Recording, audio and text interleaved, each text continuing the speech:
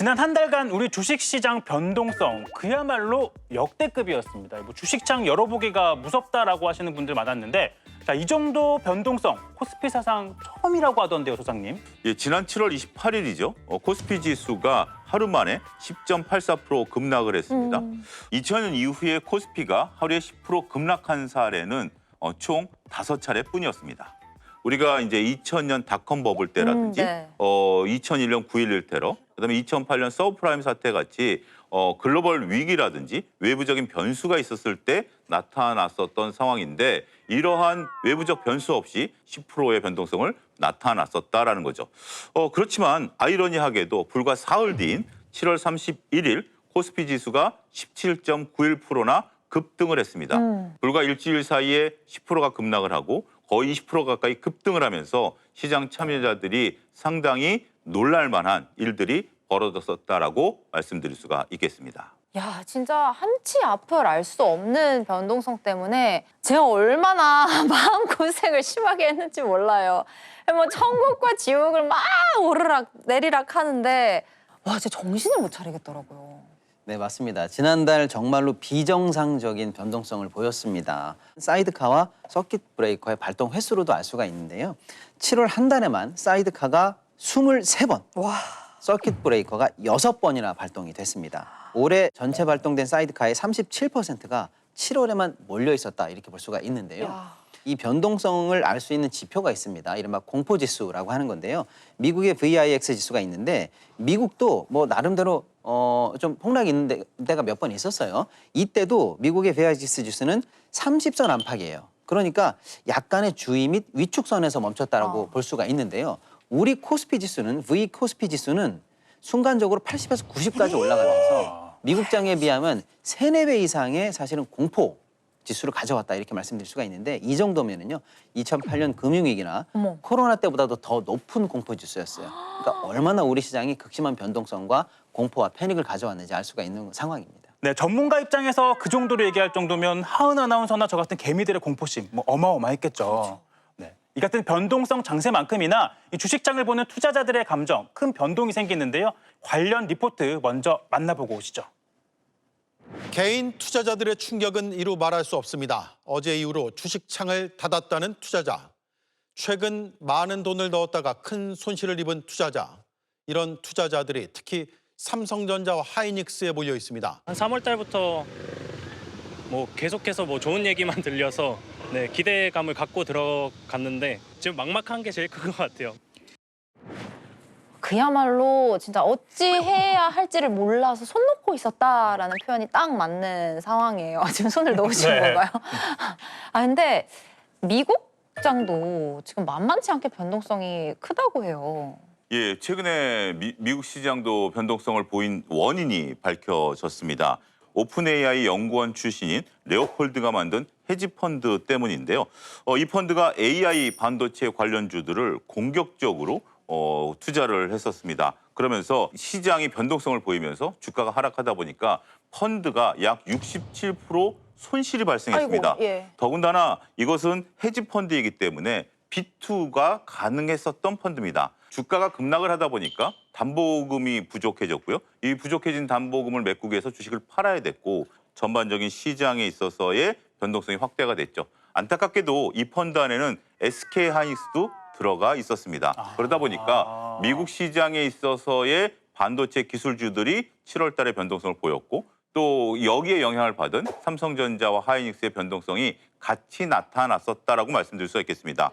뭐 그런 복합적인 영향이 있었다라고 볼 수 있는데 글로벌 증시, 특히 뭐 미국 증시가 이렇게 흔들릴 때마다 그 중에서 특히 유독 한국 증시가 좀 직격탄을 맞는 느낌인데요. 아무래도 뭐 말씀하신 것처럼 우리 증시가 반도체주에 좀 쏠려 있다. 그리고 또 레버리지 투자 영향 때문이다. 이런 관측도 있잖아요. 네, 맞습니다. 우리나라 증시에서 삼성전자, 하이닉스 이 두 종목의 비중이 거의 60%예요. 너무 그러니까 높아요. 너무나 네. 많이 쏠려 있는 상황인데 이 상황에서 우리나라 개인 투자자분들이 자칫 상방으로 배팅을 했다가 이제 하락인가 봐라고 해서 손실을 입잖아요. 그럼 그 손실을 만회하기 위해서 더 큰 레버리지 상품이나 또 신용, 미수거래에 의존하면서 반대 포지션으로 또 투기적 거래를 많이 하신 걸로 지금 드러났어요. 네네. 그러다 보니까 주가가 급락하면 일반 주식보다 2~3배 더 변동성이 큰 레버리지를 했는데 다시 2배, 3배 손실이 더 커지는 그런 상황이 이제 계속 발생됐거든요. 그러다 보니까 개인분들이 신용이나 미수를 통해서 거래했던 그런 부분은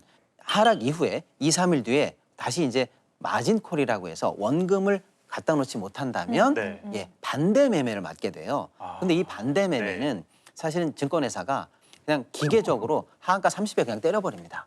그러니까 시장이 하락하고 미수를 썼는데 다시 그게 하락을 막지 못하고 네. 그러면 반대 매매를 맞는데 반대 매매 매물이 그다음에 시장에 또 하나의 매도를 가속화하니까 계속 악순환을 일으키면서 우리 시장의 변동성을 더 키웠고 개인들의 손실을 더 키우는 그런 기폭제로 작용을 했다 이렇게 보시면 되겠습니다.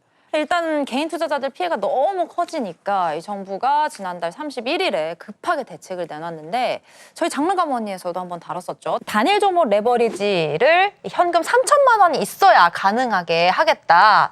이런 대책이었습니다. 그런데 이 규제를 시행한 첫날에 주가가 17.9% 급등해 버렸어요. 저도 그 지점이 좀 의아한 대목이었는데 사실 진입장벽이 높아졌잖아요. 네네. 개미들은 이미 투자를 많이 하고 있기 때문에 현금이 없는 상황인데 어떻게 주가가 급등할 수 있었던 거죠? 그 급등의 원인을 일단 여러 가지로 볼 수 있는데요. 방금 소장님께서 말씀 주신 것처럼 레오폴드 헤지펀드 사태가 일단 해결이 됐습니다. 그러면서 시장이 눈치챈 게 뭐냐면 그동안 글로벌 큰 손들이 어쩌면 일부러 반도체나 AI 주식들을 좀 눌러왔다라는 게 좀 밝혀졌죠. 네. 그러면 이제 일부러 누를 요인은 없어졌네. 그러면 정상적인 펀더멘탈 투자로 바뀔 수도 있겠네라고 시장이 일단 기대를 하게 된 거고요. 7월 달 한 달 내내 사실 이 실적 발표를 쭉 이어간 결과 MS라든지 아마존이라든지 구글 같은 회사들이 돈을 벌면서 현재 AI를 투자하고 있는 겁니다. 그러니까 의구심을 갖지 마세요라고 하는 확실한 믿음을 시장에 줬어요. 그러다 보니까 외국인들이 7조 이상 순매수하면서 우리 시장을 끌어올렸거든요. 예. 이것도 역대 하루 순매수 최대 규모입니다. 신기록을 갈아채웠습니다. 자, 일단 뭐 레버리지 투자한 뭐 개미들도 많잖아요. 네. 그러다 보니까 이런 변동성 장 속에서 정부가 뭐 투자자들을 좀 보호하기 위해서 이 증시 긴급 조치권을 검토 중이라고 하더라고요. 어떤 대책들이 담기게 될지 관련 리포트 보겠습니다. 금융당국은 증시가 급격히 흔들릴 경우 배율을 조정할 수 있도록 증시 긴급 조치권을 마련하는 자본시장법 개정안을 추진합니다. 배율을 조정할 경우 레버리지 상품을 거래하는 외국인과 기관에 의한 변동성도 낮출 수 있습니다. 증시 긴급 조치권. 그러니까 증시가 급격하게 흔들릴 때 배율을 조정할 수 있게 하겠다. 이게 무슨 말인지 저 잘 이해가 안 돼서 소장님 좀 설명 좀 부탁드릴게요. 예, 우리가 지금 단일 종목 레버리지 ETF 같은 경우 2배를 왔다 갔다 하는 그런 비율을 갖고 있습니다. 그런데 시장이 너무 불안하면 이걸 좀 조정할 권한을 금융당국이 갖겠다라는 겁니다. 이것은 지난달 홍콩에서 도입된 가변 레버리지 구조를 정부가 참고한 것이다라고 얘기를 하고 있습니다. 홍콩도 운영사가 시장 상황에 따라서 자율적으로 조정할 수 있는 구조인데 이거를 우리는 금융당국이 다 갖겠다라는 거죠. 그리고 이제 우리가 레버리지 ETF, ETN 같은 경우는 파생 상품이기 때문에 현물 가격과 때로는 괴리가 발생할 때가 있습니다. 이게 너무 벌어져서 조정을 못할 경우에도 정부가 개입을 하겠다. 뭐 이런 규제들을 하는 거죠. 아직 저는 그 레버리지 소를 키우고 있지는 않는 상황인데 고위험 레버리지 상품에 들어간 분들 당장 발을 빼야 할지 버텨야 할지 그야말로 좀 막막할 것 같은데요. 고위험 레버리지 상품이 갖고 있는 특성을 먼저 여러분들이 인지하셔야 됩니다. 이 상품은 장기 투자 상품이 아닙니다. 근데 난 이미 여기서 손실이 발생했어. 이것을 어떻게 좀 만회할 수 있는 방법이 있을까요? 라고 질문하신다면 냉정하게 말씀드리겠습니다. 일단 손실이 발생했다라는 것은 안타깝지만 그렇다고 해서 이 손실을 만회하기 위해서 또 레버리지를 일으킨다? 이거는 최악의 경우가 발생할 수도 있습니다. 더 이상의 배팅은 안 된다. 그렇습니다. 그래서 아직까지 이 포지션을 보유하고 계신 분들 입장에서는 포지션을 서서히 정리하는 것이 가장 현실적인 방법이 될 수 있겠다라고 말씀드릴 수가 있겠습니다. 손실을 본 분들이라면 지금부터 차근차근 좀 조정할 필요가 있다라고 말씀해 주셨는데 자, 평론가님 어떻게 보세요? 레버리지 상품은 오늘은 오를 거야, 내일은 내릴 거야라고 한 방향을 예측하고 베팅하는 상품이거든요. 삼성전자 하이닉스 오르면 오르겠지, 삼성 하이닉스 떨어지면 떨어지겠지 이 수준이 아니고요. 네. 최근에는 복합 함수가 좀 많이 들어왔거든요. 우리나라 주식의 현물 시장과 저녁에 바뀌는 선물 시장의 이 차이, 그리고 우리나라 시장에서 현물로 거래되고 있는 예를 들면 하이닉스 같은 물건은 미국에서 ADR로 전날 또 다음날에 또 거래되는 네. 이 차이, 이런 다양한 복합 함수가 우리 시장에 영향을 주기 때문에 아 오늘은 오를 거야, 내일은 내릴 거야라는 단편적인 배팅이 쉽지가 않습니다. 그래서 다소 보수적이면서 펀더멘탈을 믿고 천천히 투자하실 수 있는 그런 정중동의 투자가 지금 더 필요하지 않나라는 말씀드리고 싶습니다. 이 반도체나 뭐 AI에 집중 투자한 저 같은 분들은 또 어떻게 하면 좋을까요? 이번에는 평론가님부터 말씀 부탁드립니다. 네, AI 관련해서는 다소간의 7월 한 달간 시장에서는 의구심 내지는 피크아웃에 대한 우려 때문에 주가가 주춤하긴 했습니다만 결론적으로 실적 발표를 통해서 시장이 확인한 건 펀더멘탈은 이상이 없구나. AI 생태계와 반도체 관련한 호황은 당분간 이어지겠구나라는 것은 볼 수가 있겠습니다. 특히 일론 머스크 같은 경우에도 주주회의를 통해서 이런 얘기를 했거든요. 반도체 기업들이 메모리 관련해서 20%씩 성장하고 있다. 그런데 AI 회사들은 200%씩 수요를 늘리고 있다. 그래서 변동성이 컸던 7월을 일단 견뎌내셨으니 앞으로는 반도체나 AI 관련해서는 지금까지 생각했던 정도의 그런 어떤 긍정적인 뷰를 가지고 차분히 대응하시면 좋을 것 같다는 말씀을 드립니다. 그런데 뭐 제 얘기는 아닙니다만 그럼 현금을 좀 가지고 있다, 아직 여유가 있다라고 하시는 분들 지금 시장 좀 기회로 봐야 할까요? 아니면 좀 더 시간을 두고 봐야 할까요? 우리가 워렌 버핏이 그런 얘기를 했습니다. 좋은 주식을 사라. 단 좋은 주식을 싸게 사라라고 얘기를 했습니다. 삼성전자의 주가 수익 비율 PER이 지금 5배가 안 됩니다. 그리고 삼성전자가 현재 주가 수준을 유지하고 내년도에 예상 이익을 벌면 주가 수익 비율 PER이 2배밖에 안 됩니다. 물론 언젠가는 이것이 거품을 만들고 언젠가는 피크아웃을 만들 가능성도 배제할 수는 없습니다. 하지만 지금 최태원 SK 회장께서도 2030년까지 쇼티지가 날 것이다.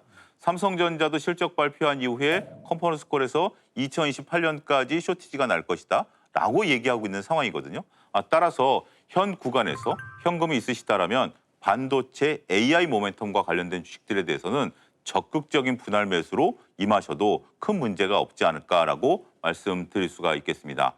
말씀하신 것처럼 최태원 회장이 주주들에게 무조건 가지고 있으라 그러면서 본인도 장내 매수를 했잖아요. 그렇습니다. 그런 뭐 관측도 있는데 자 그러면 평론가님은 어떻게 하면 좋을까요? 네, 저도 지금 우리나라 증시는 충격적으로 저평가돼 있는 구간이다라고 말씀을 드릴 수가 충격적으로. 있습니다. 예, 그러니까 당연히 우상향한다라는 긍정적인 뷰를 가지고 있어요. 그런데 이제 다소 생각해야 될 건 뭐냐면 예를 들어서 지금 가장 많은 매수대가 몰려 있는 구간이 7,200에서 8,600 사이에 가장 많은 매수 구간이 몰려 있습니다. 그분들은 6,000대까지 떨어질 때 사실은 원금 대비해서 30~40%씩 손해를 봤다라고 생각하시는 분들이 많아요. 그리고 최근에 주식시장에 들어오신 분들은 이런 큰 변동성을 겪어보지 못해서 사실 지금 굉장한 공포심을 갖고 계시거든요. 근데 그런 분들은 주가가 조금만 오르면 아, 나 30% 손해봤는데 이제 한 15%만 손해봐도 던지고 나갈 거야. 20% 손해봤는데 반만 만회하면 이제 던지고 나 이제 안 할 거야 라고 해서 자기의 이 손실을 여기서 해지하기 위해서 계속 던지고 던져요. 있어요. 네. 그러다 보니까 올라가다가 매물대를 맞고 계단식으로 올라간다라는 게 지배적인 전망이거든요. 네. 근데 문제는 뭐냐? 이 계단식 오름이 어느 정도 끝나고 나면 주식을 누가 많이 갖고 있을까요? 많은 개인분들은 이제 주식이 없죠. 예. 그걸 누가 받았을까요? 외국인이나 기관이 받았겠죠. 네. 그러면 그때는 외국인이나 기관이 올리는 대로 올라가요. 그렇죠. 그리고 만약에 다 나가버리면 맞습니다. 그게 완전 7월 30일에 한 번 있었고요. 네. 최근에 코스닥 시장을 보면 그런 현상이 일어나요. 제가 드리고 싶은 말씀은 바로 그겁니다. 다소 어려운 구간을 지나왔습니다만 지금 상황에서 시장에서 물건을 다 던지고 나 이제 안 할 거야라고 하면 결국에는 7월 30일에 급등세, 뭐 코스닥의 급등 이럴 때 사실은 내가 주식을 안 갖고 있게 된다는 거예요. 그래서 무조건 패닉으로 던지시기보다는 다소 정중동의 흐름을 가지고 시장을 떠나지 않으면서 보수적으로라도 참여하고 계시는 게 필요하다 이런 말씀 드리고 싶습니다. 네, 이제 뭐 레오폴드 사태도 일단은 일단락이 됐고 혹시 저희가 주의해야 될 또 다른 변수가 있을까요? 8월 15일까지 2분기 실적이 발표되는 실적 시즌입니다. 네. 근데 실적 발표가 뒤로 밀릴수록 긍정적인 실적보다는 부정적인 실적이 나오는 기업들이 보다 비중이 높아질 수도 있습니다. 따라서 시장의 변동성보다는 개별 주식의 변동성이 확대될 가능성도 염두에 두셔야 됩니다. 네. 혹시 시동평론가님께서도 말씀 부탁드립니다. 네, 앞으로 또 주의해야 될 변수는 금리입니다. 예, 방금 말씀드린 것처럼 AI 생태계 이상 없다. 반도체 기업도 이상 없다라고 말하는 건 어마어마한 투자가 계속된다라는 게 전제거든요. 네. 근데 그 어마어마한 투자가 가능하게 하는 건 일단 금리가 오르지 않고 시중에 유동성이 풍부하다는 걸 전제로 하거든요. 근데 여기를 건드릴 수 있는 요인은 뭐냐? 인플레. 그다음에 인플레를 네. 또 건드릴 수 있는 요인은 뭐냐? 유가. 유가를 건드릴 수 있는 건 또 뭐냐? 이란 문제. 결국에는 금리를 건드릴 수 있는 여러 요인들이 어떻게 작용하는가. 그래서 결국 금리가 안정될 것이냐, 하향될 것이냐, 아니면 정말로 올라갈 것이냐. 이 부분은 끝까지 좀 주의를 하셔야 될 것 같습니다. 모든 것들을 공부해야 되는데 공부하시기 편하게 장르감 언니에서 함께 쭉 이렇게 팔로우업을 계속 네. 해 나가겠습니다, 여러분. 아무쪼록 우리 개인 투자자분들 큰 피해 없이 지혜롭게 잘 헤쳐 나가시기를 응원하겠습니다.